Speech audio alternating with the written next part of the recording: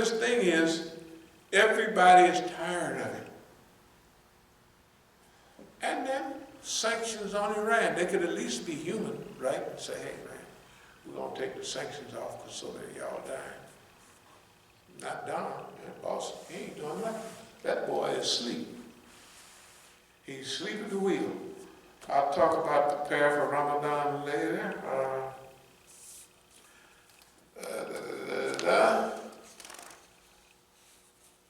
We'll talk about the process later.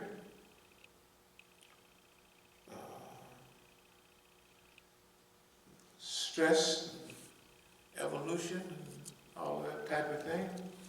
Okay. Are there any questions or any comments about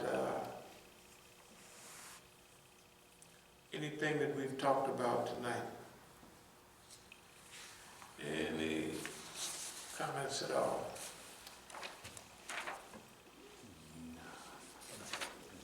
Okay, well, if there's no comments, that means that, alhamdulillah.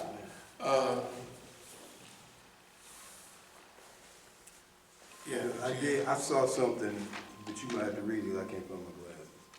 But I was looking at one of the old crescents, and in one of the articles, it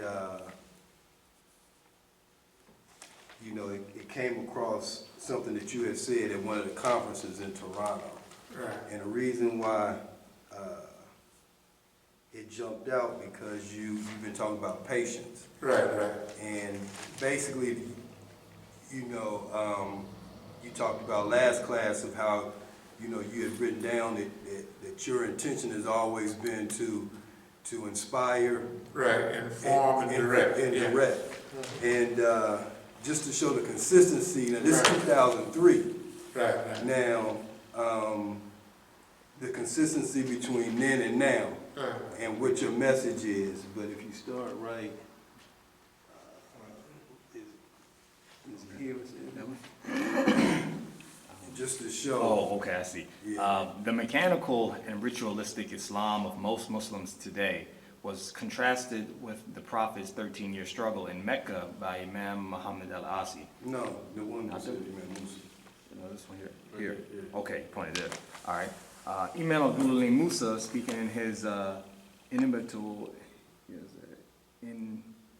inimitable style, uplifted spirits by pointing out that we Muslims have no reason to be despondent, despite the recent setbacks. The Prophet ﷺ never lost hope, even when he suffered great reverses and hardships.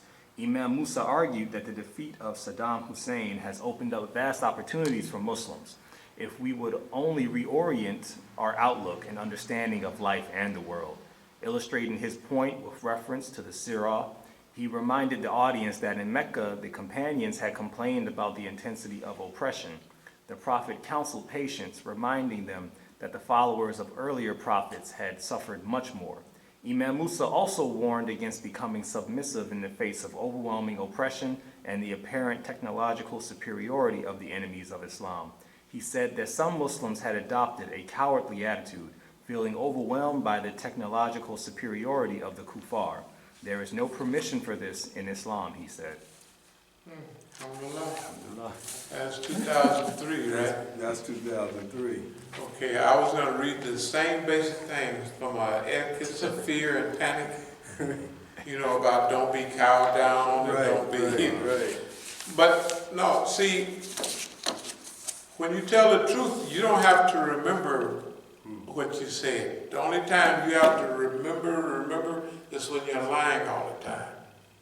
Right? And when you're lying, you got to be, let me see, what did I say? All right. Because you're a liar. But if you're telling the truth, you just be running it because this is the truth. And it's going to be relatively consistent. And the things that we have to be consistent with are those things that we just have to have courage that comes up over and over again. The dynamics haven't changed much. We're farther along now. In 2003, we're much further. The U.S. is in much, by 2003 they lost in Iraq. They lost in Afghanistan. They're losing in Yemen. Hey man, Syria backfired. Iran is number 3 or 4 in drones around the world now. And it's a different world. It's a different world. So, but if we don't see it correctly, we always see boss man with his big muscles. You know, he'll get swelling up on you, and you'll look at their muscles instead of looking at what they used to call it, the Achilles heel or what have you. You know, yeah, big giant like that, you gotta have weak spots, and that's the way David wasn't looking at Goliath like everybody else. He said, man, they said, man, this guy is covered from head to toe.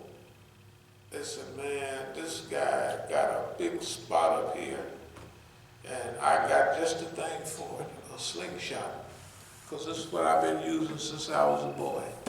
And he bopped him right in the head, you know, in the stinking center. Everybody else said, man, Goliath, man, we can't do nothing with this guy. He's too big, right? Sam is the same way. So if there are no more questions or comments, we thank